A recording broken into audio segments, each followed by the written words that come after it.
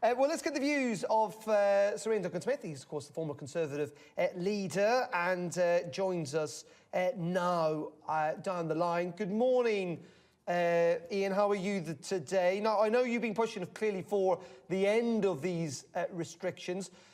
Pretty much how much are you disappointed in what you heard from Boris Johnson yesterday, your own leader?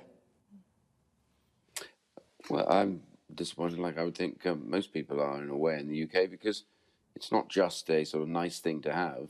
What unlocking finally meant was that businesses can fully operate again, people can go back to work properly again, and we will know to what extent businesses exist that have been furloughed, and most of their employees have not been into work. So, you know, this is a very important economic decision. Also, there's a very important decision about treatments in hospital, you know, that we see that things like pneumonia and heart disease and cancer, etc., are all way behind in their treatments, and we want to see those get on with it, as it were. And all in all, the plan to unlock was, unless there was a very significant set of evidence that suggests that the threat to hospitalisations and deaths was already well established. That is not the case in the figures at the moment. So I'm concerned that we made it very clear that we would unlock as and when we got pretty much all of the vulnerable people, those with comorbidities, age, etc., double jabbed, and made significant inroads into single jabbing. But Mr. Those targets have been met. But don't you recognise, I know you say with the hospitalisations and the death figures aren't there, but we know the infections are on the rise. We know not everyone's been vaccinated yet.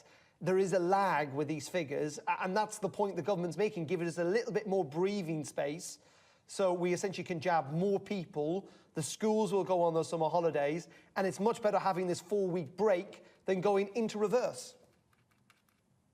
Well, it hugely depends on whether or not you think the vaccines are effective. There was very interesting figures yesterday produced, which, you know, despite all the sort of nonsense talked at the moment, one jab stops hospitalisation by all but around about up to about 60%.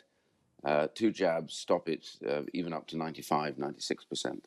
And that is already now, finally, the latest figures in the last 2 days have shown that that is the case. So in other words, one jab is more effective, much more effective, than others have been trailing in the last week or two, and scientists saying, oh, it's not very effective, and therefore it's going to be a problem. It's much more effective at stopping hospitalisations.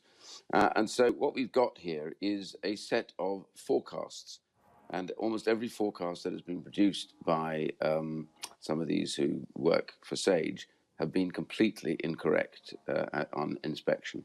And I think we are in that same game now, where what's happening is we're getting worried, frightened by forecasts, but forecasts that don't seem to have taken into consideration the fact that the vaccines are the big change. And there are a lot of references back, well, we may have to end up like we were, you know, at the end of last year, full lockdowns, all sorts of problems. But the reality is vaccines are having a dramatic effect on hospitalisation, and they're having a dramatic effect on death. And that is the key, the 2 key figures that are important in this. And somehow they seem to have just disappeared into maybes rather than realities, which is where I think we are. Well, I mean, I notice you talk about the vaccines in its Nana here. And you mentioned the vaccines, and that's the game changer. But the problem, you haven't mentioned long COVID. And there are a lot of people suffering with that, and people who may not die of COVID could suffer quite severe effects of the disease. I mean, do you not see that actually that's a consideration as well? Well, that doesn't have a bearing on the unlocking or unlocking. Long COVID is a problem in itself.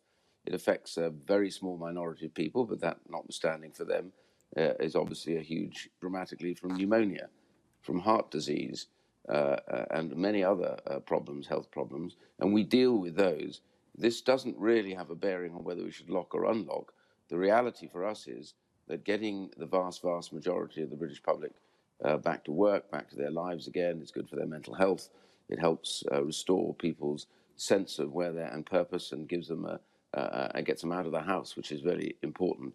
I think all these things have to be balanced. So what I'm arguing about and constantly concerned about is that we get forecasts that seem to frighten everybody rather than reality. And the reality so far that I have seen, and the figures show this, even the Public Health England's latest figures show that there is no evidence to date that the vaccines do not work on stopping hospitalisation. In fact, as we saw yesterday, I said a single dose stops it to a much greater degree, as Professor Whitty said, than we had anticipated even 4 days ago.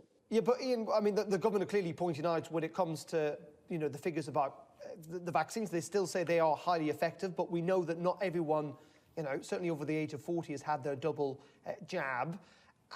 And also that, you know, they're not as effective against the Delta or Indian variant as they may have been. But what I can understand then is that we know where all this has come from. This has come from essentially the borders being relatively open, isn't it? Particularly in April to that Indian variant. If you wanted to ease restrictions, will you at least then accept that potentially we need to keep very, very heavy restrictions on travel for months and months and months to come to stop potentially more variants of concern coming into the country? Let me just divide that question up into the two parts. Number one, you said that it wasn't as effective against Delta. That's not correct. The latest figure that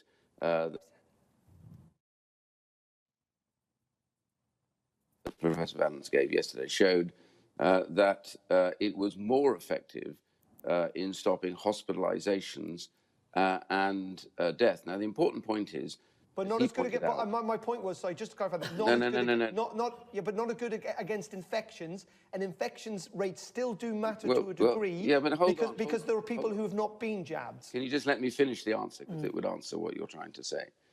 Number one, the most important figures are hospitalization and deaths.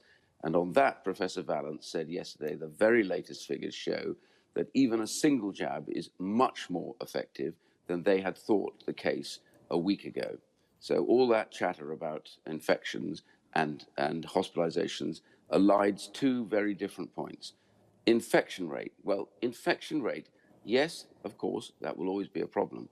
But bear in mind that the vast, vast majority of those being infected are in the younger age groups now, for whom the effect of that is less, which is why that plus the vaccine's effectiveness, you're not seeing a significant rise in hospitalizations, and you are certainly not seeing a significant rise in deaths. So, of course, this is a reality for us. Now, and that's my point, there is no evidence to say that we should, therefore, delay at this stage, and I haven't seen it. The second point is about overseas travel. Well, that's a matter for the government to decide whether or not there are threats overseas, and for other countries may well decide they don't want people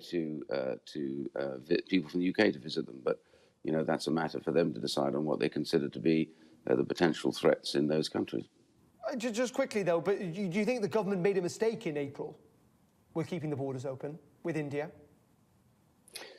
Well, we'll know eventually whether or not there was evidence to show that there was a problem with India. I don't know whether they were right or they were wrong, but I think the key point here is that the one thing we know about the India/Delta variant is that it is likely to be not as high as people thought, but around about 40% more infectious than the previous Kent variant, or Alpha variant as they now call it. So we do know that. Did we know that at the time? Did we know that this was a peculiar strain that was going to affect people in a particular way? I don't know the answer to that question because I haven't seen the evidence. But if that was the case, then clearly they should have shut the borders earlier. But you know, these are balanced decisions about economics and about people's well-being as much as anything else. Okay, Iain Duncan Smith, really appreciate your time this morning. Thank you very much indeed.